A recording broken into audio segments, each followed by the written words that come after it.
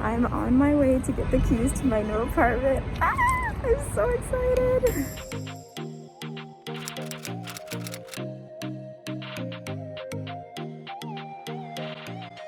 Hey guys, welcome back to my channel. My name is Kirsten if you're new here, and today I'm filming a home/lifestyle video for you. Now, as you already saw from the title, I am moving again. So I'm actually currently sitting in the new space. I'm obviously on the floor because there's no furniture here yet. But before we get into an empty apartment tour, I wanted to explain why I'm moving again. So I've really only been living in my current space for about 5 months. And while I was so excited to move in there, I've just encountered a few issues along the way that I will explain.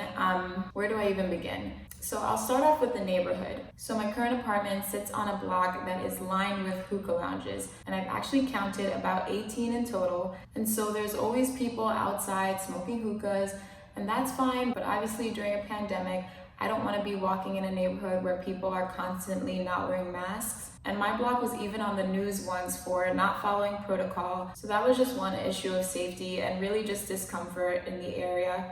I also have an incredibly long commute to work. So some days it can take 1 hour and 15 minutes. Some days it can take up to 2 hours. I have to take 1 bus and 2 trains to get to work. And these New York City public transit systems are just really not reliable. So I have sat out in the cold waiting for the bus for 30 minutes. And it's just really annoying since it's something that I have to do every day. Another problem I've been having is with my upstairs neighbor.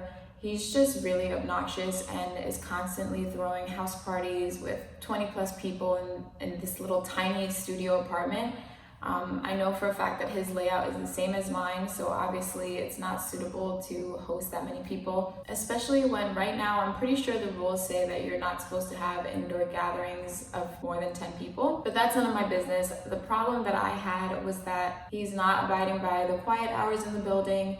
He's constantly playing music, and I'm pretty sure he has studio equipment in his apartment because it sounds like the music he plays is really amplified. And one night he had people over and they were jumping so hard that it literally felt like the ceiling above me was gonna cave in. And while I'm not usually this kind of person, I have complained about it a few times and it hasn't gotten better. I'm often kept up at night when I have to work the next morning because of his loud noise, and it's just beginning to really affect me. So that was just another factor that contributed to my wanting to move. And then there's just a few other things like no laundry in the building, so me having to transport large bags to the laundromat, things like that that just were a bit of an inconvenience. So while I could manage it, I just felt like it would be nicer if I didn't have to.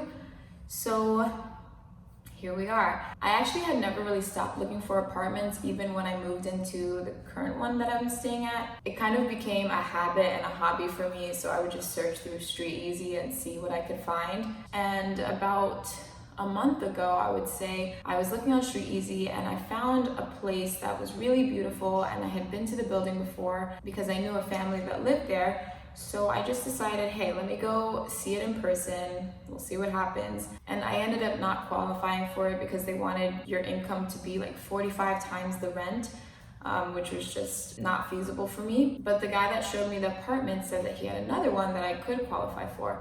So he showed me this place and I fell in love. I mean, it's beautiful. And now before I show you around, I do want to say that this space is a lot smaller than where I currently live.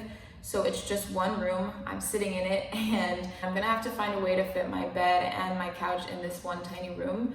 So that'll be interesting, but I'm hoping it all works when I finally move my things. But I couldn't be happier with my decision to move.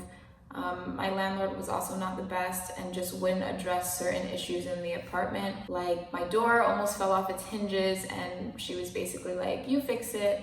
The window that's connected to my shower wouldn't lock, and she said that there was no super in the building and she refused to send anyone to come look at it. So there were just a few issues of safety inside the apartment itself. And while it was beautiful, I just didn't really want to deal with that anymore. So I just decided to take the plunge and break my lease. And I'm really happy that I made that choice. Okay, so that's enough rambling for now. I'm just gonna show you the space and let's do it. Okay, so we're walking in the front door, and the first thing that you see is the kitchen. So I'm just gonna take a step back here. Obviously, I just threw my coat down and my umbrella, but here is the kitchen. It's got these beautiful blue lacquer cabinets, and I like the gold accents that it has throughout. So it has gold handles, a gold kitchen sink, and just look at this marble background. Oh, it's beautiful.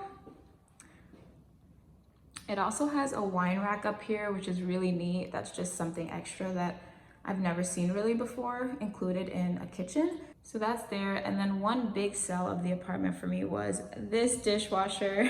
I've never had a dishwasher before, so this was just amazing for me. And so that's the total kitchen. And then I'm just gonna take you to the full room. It's just one room, and this is what it looks like. So as I mentioned before, it is quite tiny compared to my current apartment, but I don't mind. I think the space is still good for me. It's just a matter of consolidating. Here is one of the closets. So it's got these double bars, which is nice. You can hang multiple clothes, and it goes a little bit up there. And then walking back over to the front door, sorry, I just have my things a mess right now. You have this little hallway, I guess. I mean, it's really small, nothing special, but I have another closet here. I don't know, this is like a whole breaker box situation. I'm not sure if that's gonna be fixed before I move in, but I still have a few weeks. So that's one closet, and then here, this is where the magic happens.